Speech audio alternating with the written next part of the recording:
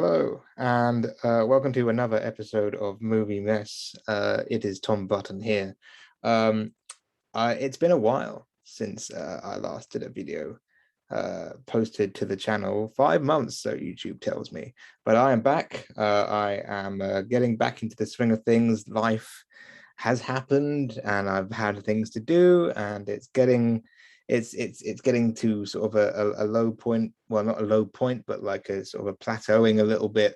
So I have time to do more of these types of videos, which is good. I enjoy doing them. It's just that I've been busy for the past couple of months, looking for jobs, doing a job, and then getting out of a job. So I'm back here to talk about something very different, not a film this time, but a series that I've wanted to talk about for, well, since I finished it about, what, 2 Saturdays ago.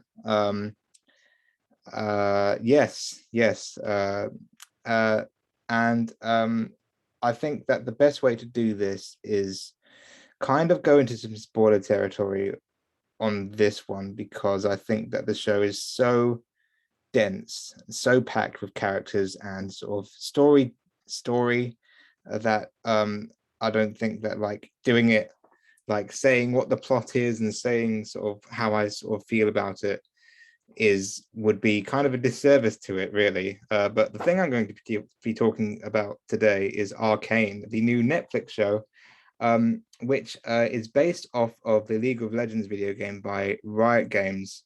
The show is sort of done in, like, the production is in development and in sort of, I don't know what you can call it, sort of in partnership with Riot Games, the people who made it, the people who developed the game, and Fortiche, who are a French animated studio. I believe that this is their first show, or at least their first big budget kind of thing that they've got going on. I think it's like a tiny sort of little French studio, but anyway, so it's on Netflix. And the story is very, very broad. So cliff notes of the story, if you don't know, is about the power struggle between two cities, one on top of the other, the rich and technologically advanced Piltover, and the sort of underground sort of kind of steampunk city of Zon. I think that's what it's called, and sort of the power struggle between the two, and the effect that it has on the people that live in both cities. Well, not conflict, but the story kind of focuses on at first two sisters, Vi and Jinx. No, Powder. Yeah, Jinx and Powder, who are these young sisters who are taken in by a resistance leader who was once sort of big in the underground, and is still quite well known. His name is Vander, and sort of they grow up. They sort of like as sort of Vi is sort of a teenager when we first meet her, and Powder is very little. I think she's like 9 or 10. And we first sort of see them in an excursion in the rich sort of Piltover, stealing from, you don't know who sort of at first, but so they steal some sort of supplies, some sort of scientific equipment from this house, and Powder, the little one, finds little crystals. You don't know what these crystals are, but when they have to make a sort of a swift exit, that she drops one of the crystals, and it explodes in like this magic kind of sort of like, well, just like causing all types of damage, which sort of sends sort of things kind of spiraling out of control from there. And the sort of the way that it's sort of like done is that it's in 3 acts. So the series is 9 episodes. 3 was released in batches of 3, so you got 3 episodes one week and then another 3 the next week. And yeah, and it sort of goes through sort of their sort of story, and then something happens. I'll go into this bit a bit more detail. This is just sort of like the preamble before the spoilers come in. They get into some sort of hot water, and then something happens which is absolutely sort of devastating, and that's when stuff gets real, and the sisters kind of split off. And then the next time we see them, it's been years since those events, and it's all a bit confusing.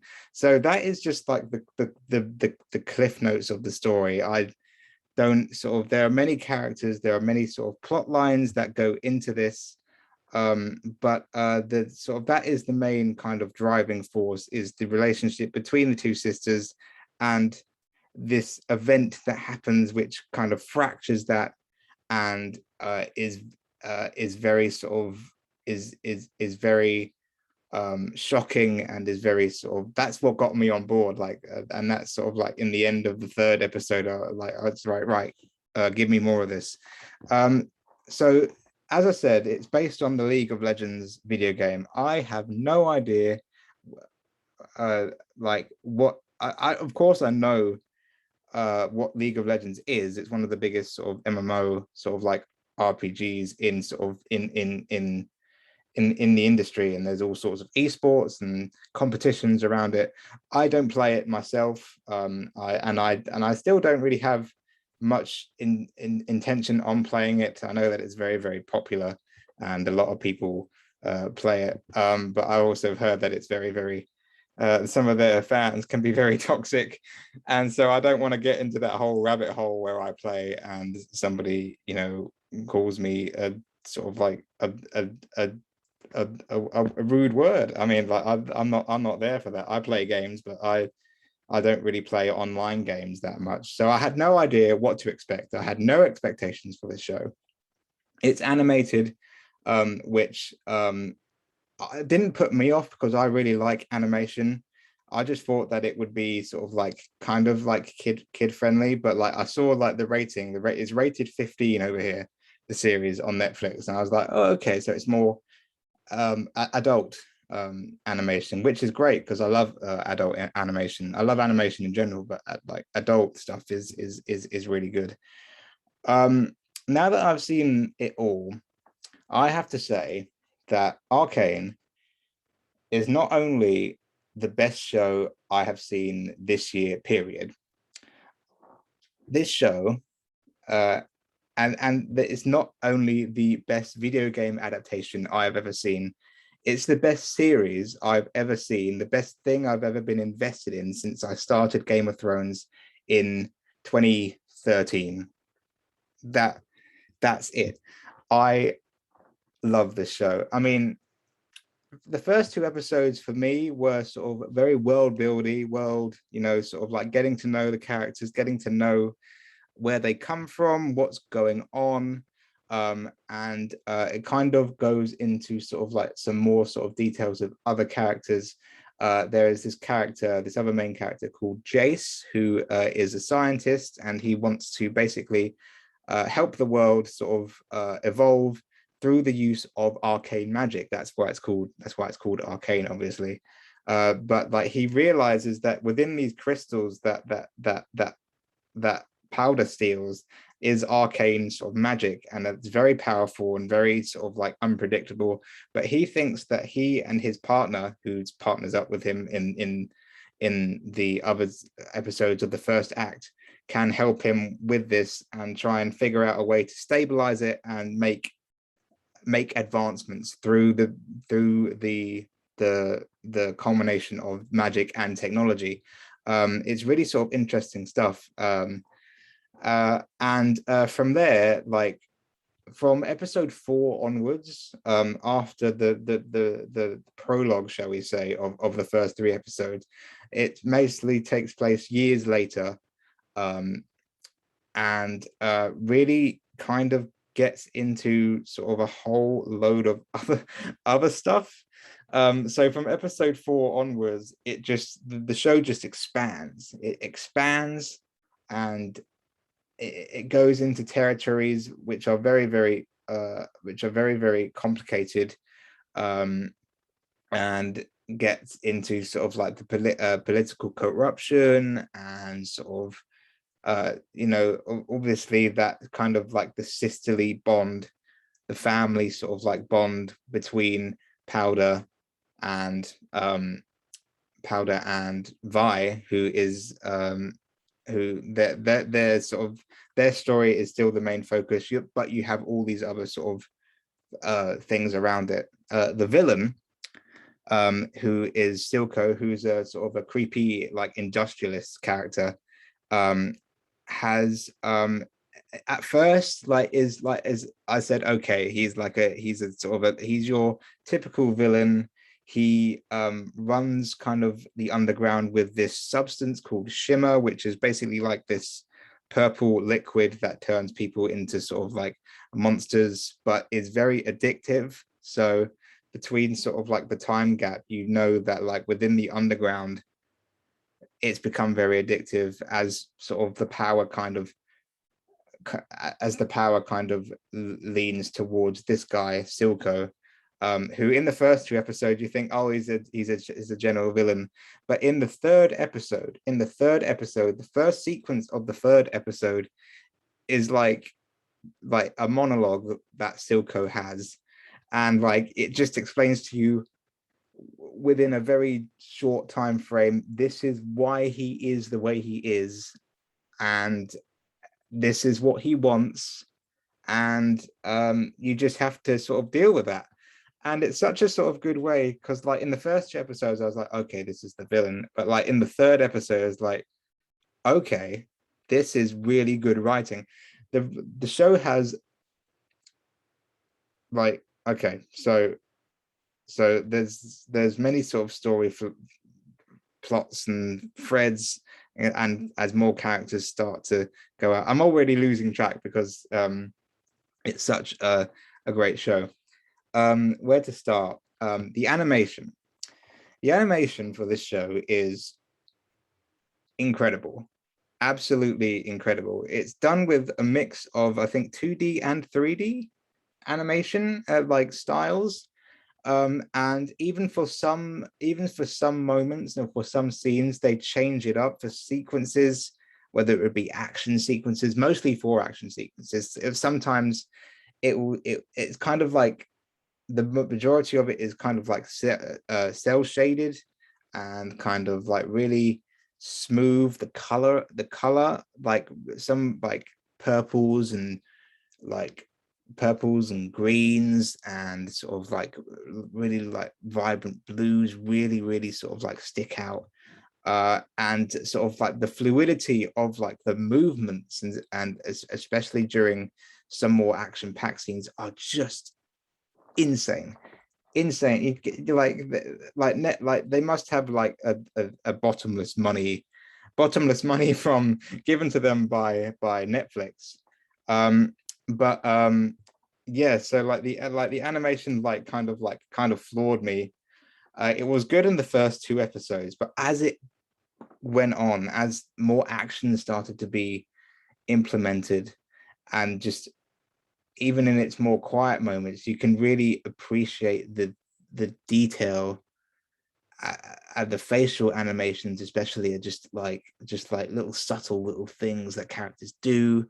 You can see moves in their faces and everything. It's just incredible. Um, I I can't believe that this is the level of like animation that we have today. This is where it's got to, to the fact that it's being more immersive, like rather than just like the characters in the world, which just immerse me immediately. It's the animation really carries like, it doesn't carry like the story of the show obviously, but it being animated is just so, it's just so cool. It's just so cool. Especially some more high action uh sequences. So the story itself, as I said, the story kind of begins in the fourth the kind of like the things, like if you treat episodes 1 to 3 as like prologue, and then it's kind of the real story starts at episode 4. where we get into sort of like the present day. So in this sort of moment, we have Jace and his partner Victor, who have created hex tech, they call it, which is this teleportation kind of device using the arcane magic I talked about earlier. And it's now it's elevated Jace to this higher standing. Everybody wants a piece of this hex tech, or and these advancements that he's making. He's really, really big in Piltover. Everybody loves him. And that even attracts the eyes of the council, who are basically the government. These like these eight people who basically run Piltover, and take an interest in him, and sort of he starts to rise through the ranks and even become a councillor himself. And although he was sort of like shunned in the first couple of episodes, they really sort of, because he's created such a sort of amazing advancement, he's just propelled to these insane heights of political power, even though he doesn't really have that much experience. Even he says himself he doesn't want it because he doesn't have that much experience, which is quite funny. And then you have another character who I haven't gotten onto, Caitlin, who is from a really, really noble house. Her mother is on the council, and in episode 4, you saw her as a sort of as a child in the first 3, but she is now an enforcer who are basically like the police squad, and something sort of happens, including one of the main characters, when a group who you don't know who they are at first, but a group tried to not set fire, but like destroy the shimmer, the drug that Silco is making and sort of like and passing through. And you don't sort of know what's happening, sort of like you think that there's going to go right, but it doesn't. Guess who comes back even meaner than ever? It's Powder, but now she's Jinx. So Jinx, like from stuff that's happened in her sort of like her past, is now really, really, then the trauma that she suffered in episode 3, due to sort of that sort of like massive accident, which was just sort of like heartbreaking. She has now turned into a complete psychopath. She has psychosis, and she has like crazy PTSD, brought on by the events of her past, and she doesn't really know what's real. Like sometimes when we see her, she like sort of like there's like little scratches on the screens, and she talks to herself, and she sees shadows in the dark, and sort of like she has like visions of the people that she basically killed in the 3rd episode. And and the story is set in motion when she steals a gemstone, which is basically like this stabilized crystal, that Jace had for Silco, and steals a bunch of technology so that Silco can build some sort of machine that will grant him more power in the Undercity.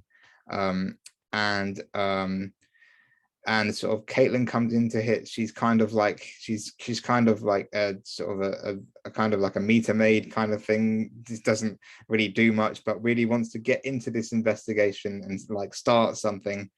And the person who she might sort of think knows a little bit more about this is her sister, who is in jail.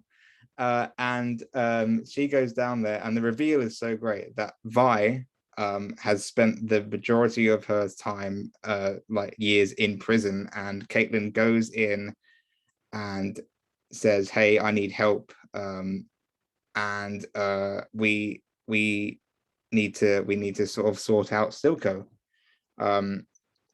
And she and sort of and Vi, being the distrustful that she is, she's just very distrustful of enforcers and sort of like topside, as she calls it, the Piltover, sort of the slang for people in the upper city is topsider.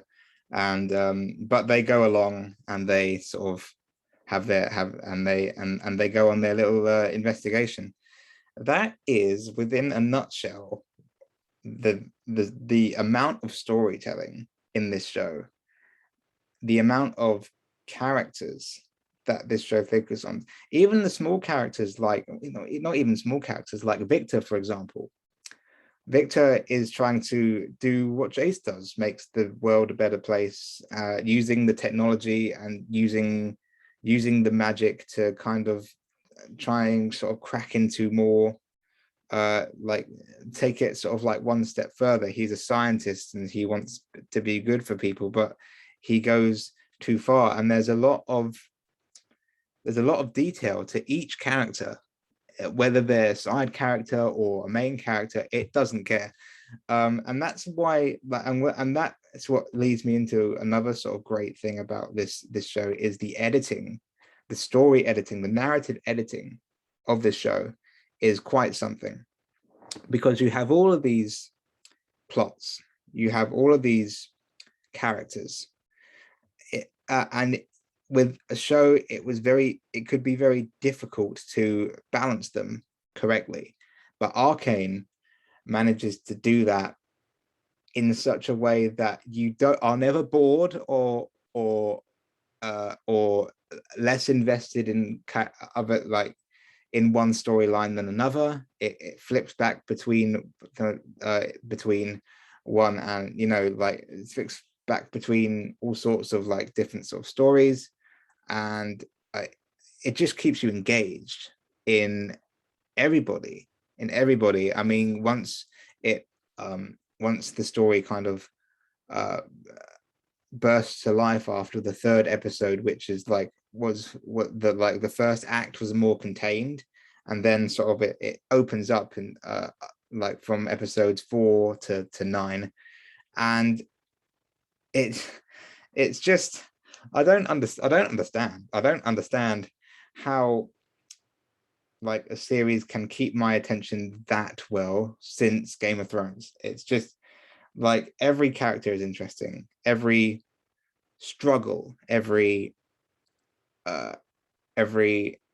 thing that the people like stand for, even like even sort of like little characters like the sheriff, who has like little deals with Silco to try and sort of protect his daughter, is rather interesting. He's not a very big character, but like he's quite effective where he needs to be. He's not a very nice character, but like he serves his purpose quite well. And sort of the narrative editing does a really good job of not only, well, you know, making sure you know where everybody is at any given time. So that's another great thing about the show. The voice acting in this show is it's just one of the best I've seen in sort of like animation. Okay, so the only person that I knew going into this, well, not even going into it, I realized after the first episode that the main character Vi is played by Haley Steinfeld, who I love. I really, really like Haley Steinfeld since True Grit, since she was a kid, and then she's grown up into this really, really good actress. And she brings Vi is quite a tough character. She's like rough and tough, like a very, very sort of like thinks with her fists rather than her head most of the time, and she's really sort of like bullish and sort of like kind of just ready for any type of fight.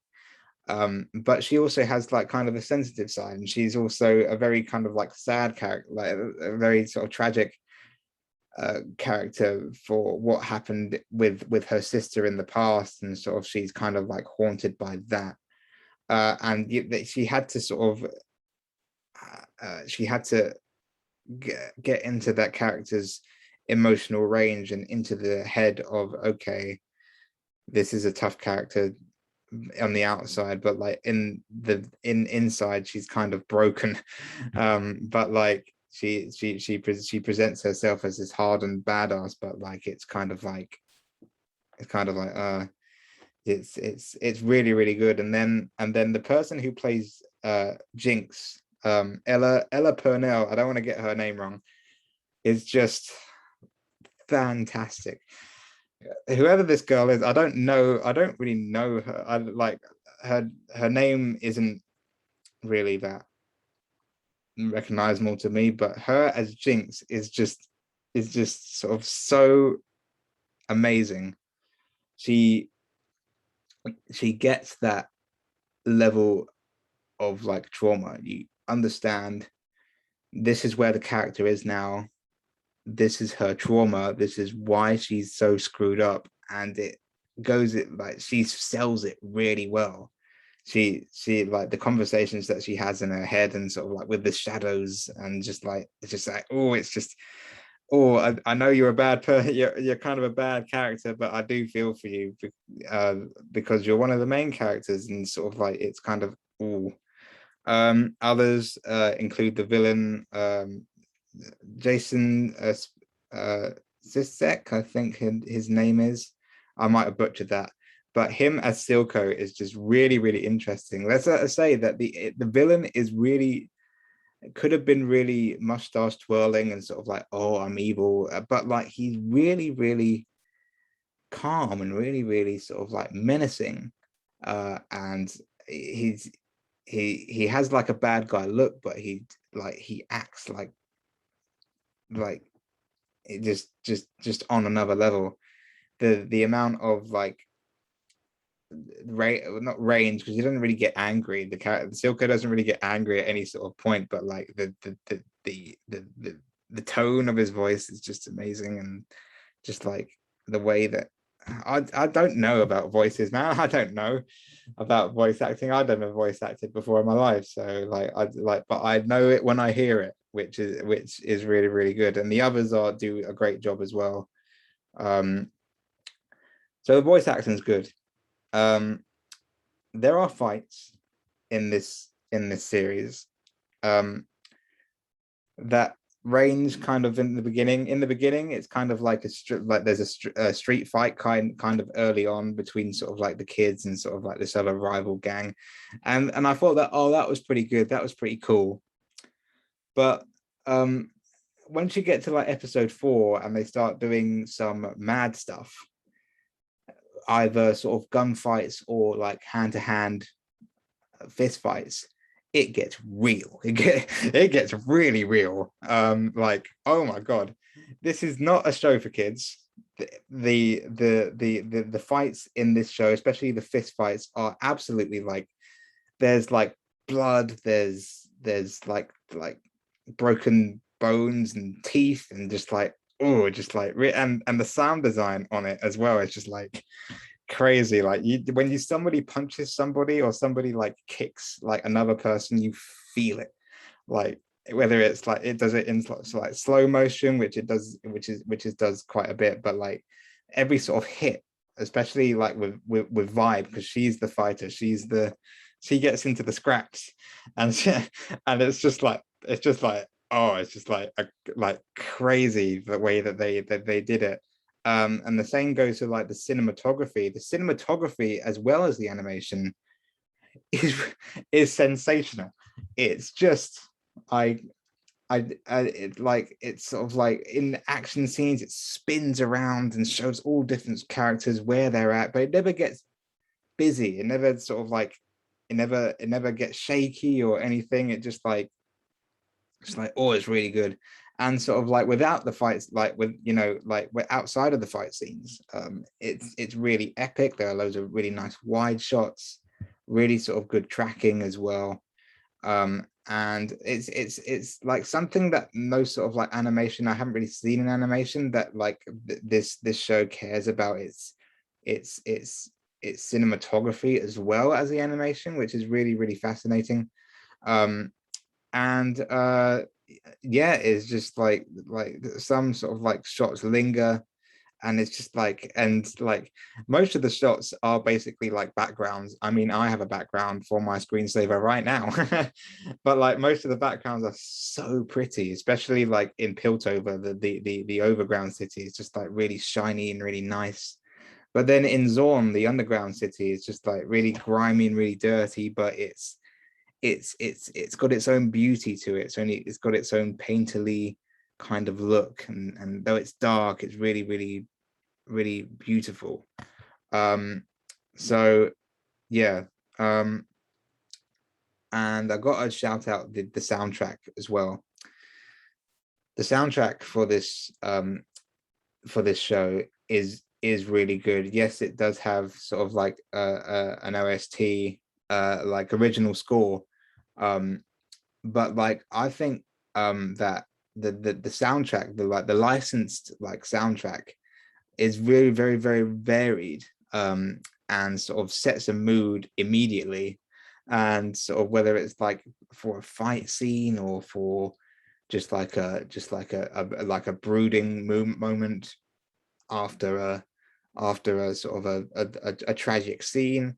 It fits the mood perfectly. There's pop, there's rap, there's sort of big orchestral epic epic uh like instrumentation to go along with like the big epic scenes. One in particular, which when I first saw it, I almost cried. I'm not gonna lie. Like the visual, like the music went with the visuals, and it's just so paints a amazing picture. It's so beautiful. Again, everything about it, everything about the soundtrack. I'm still listening to the soundtrack like every day. It's great. But yeah, the only like thing about like the soundtrack, I don't really mind them all that much, but like they're big.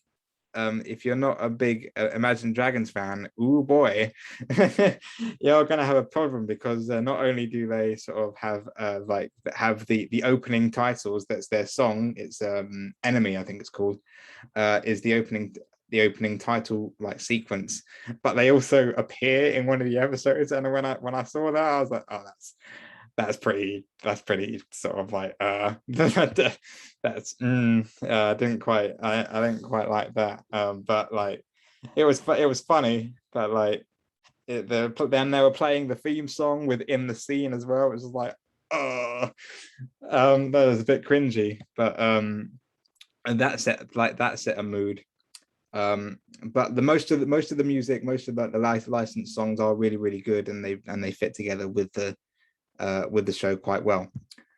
I've talked about the each element that I liked in the show, and I've not disliked any single one of them. The characters roster is huge, especially like when it focuses on characters that I didn't think will get fleshed out, especially one of the council members, like the head woman. Her name is Mel. And like in the last couple of episodes, it goes more into deeper into her roots and where she came from and why is the way she is. And then a family member actually comes into the picture, which just creates a whole new level of depth to her character, which in the first couple of episodes I'd never thought I would see. And it's just every character gets like their own sort of thing. Every character like can get their own show. And like it's so each character is so rich in just, and that's again thanks to the amazing writing, not just like the dialogue, but the characters and where they go, what their motivations are for certain things. There is a romance, which I which I liked. I did think that although I do like the romance, I do like the characters very, very much, and them getting together was okay. This is quite interesting, and the dialogue and sort of the character writing for the budding romance is quite good.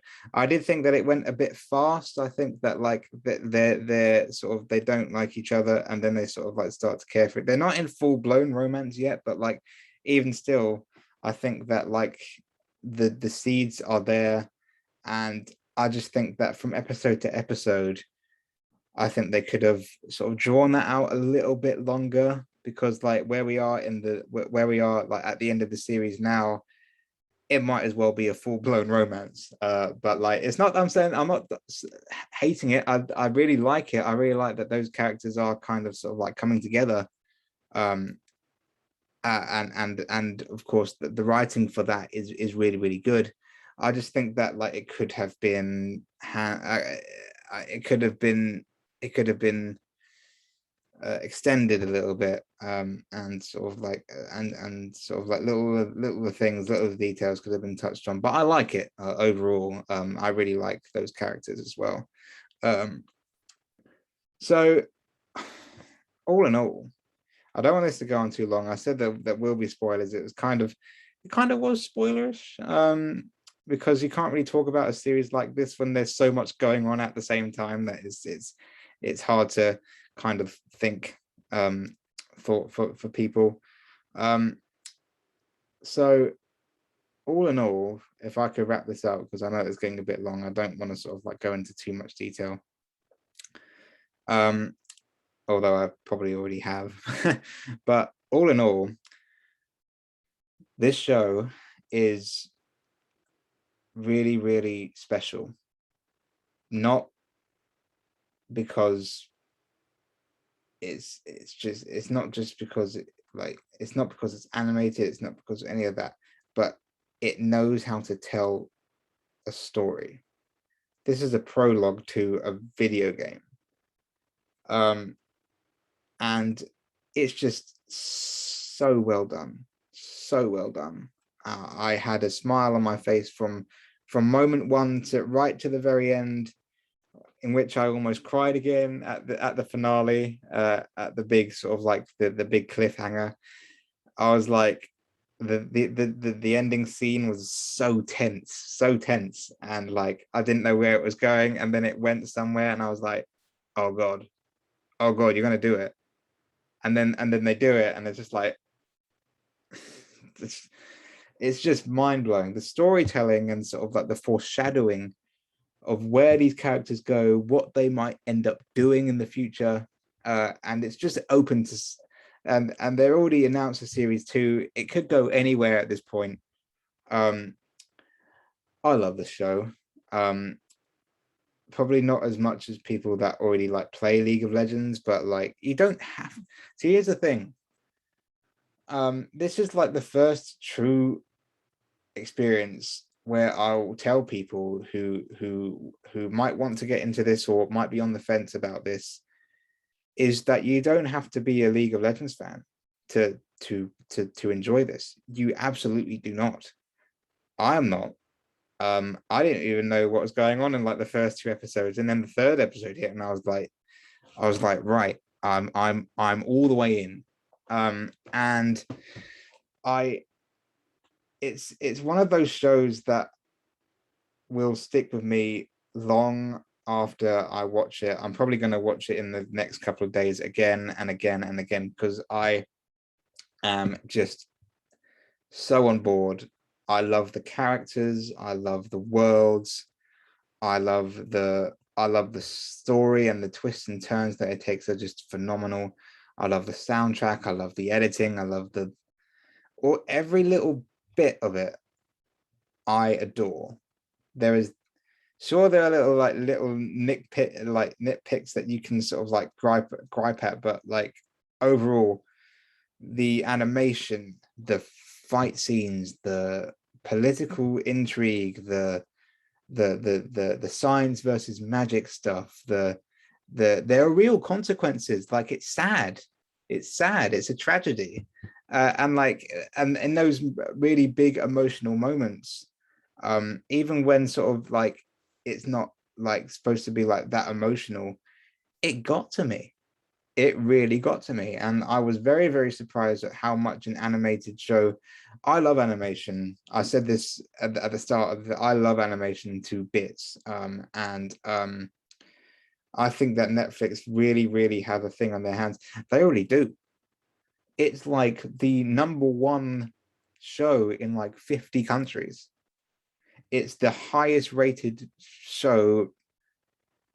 I'm not sure if it's their highest rated show they've ever had, but like it's up there. It's up there, man.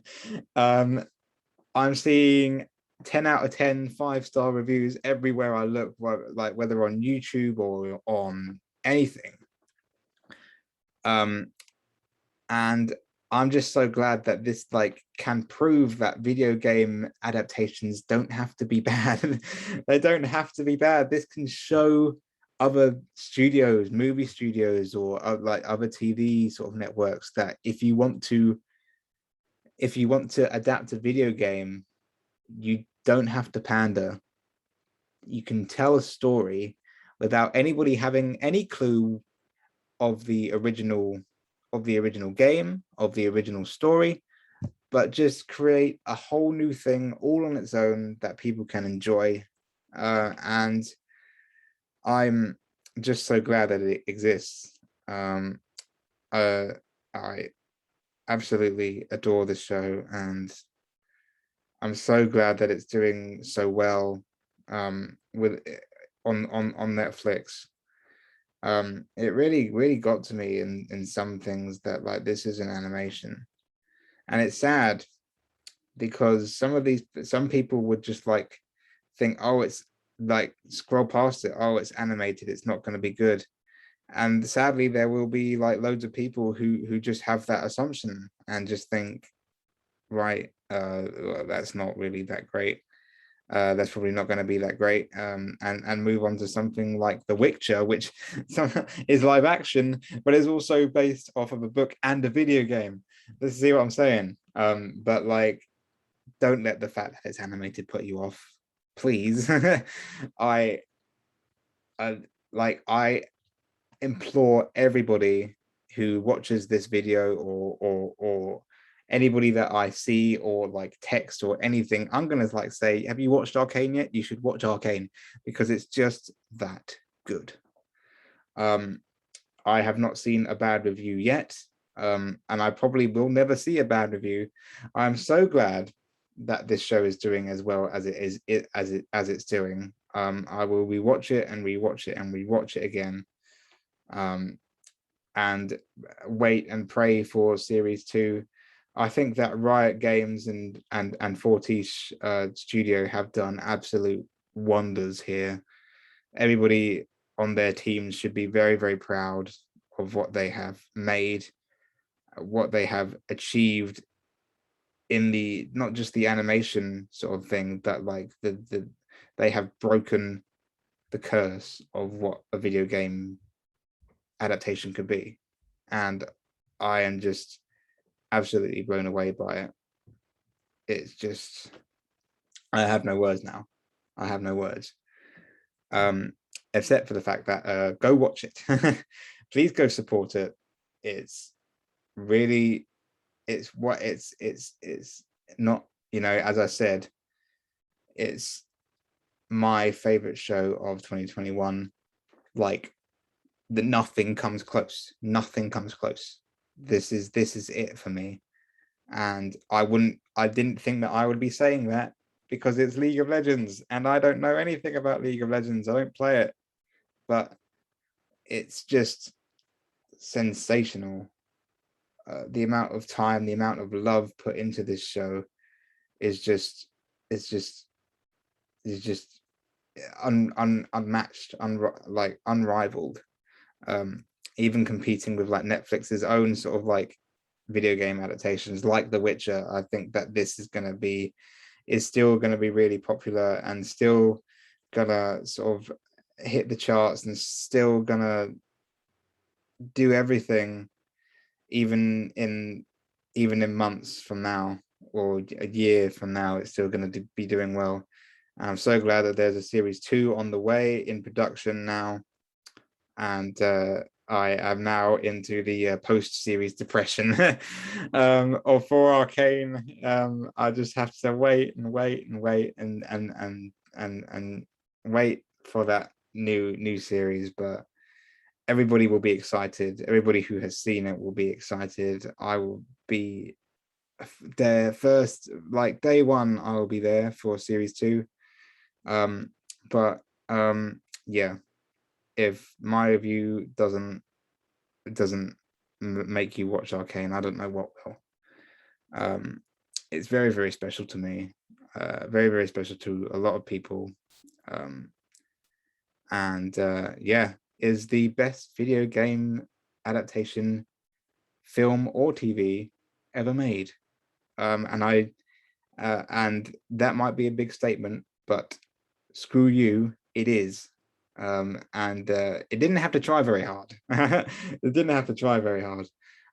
So that is it for this kind of ramble. Review kind of ramble for Arcane. Go watch it. It has been me, Tom Button, for Movie Mess 101. I do hope to make more videos in the coming weeks, and more blog posts as well. But yeah, thank you very much for watching, and I shall see you all again soon. Thank you. Bye.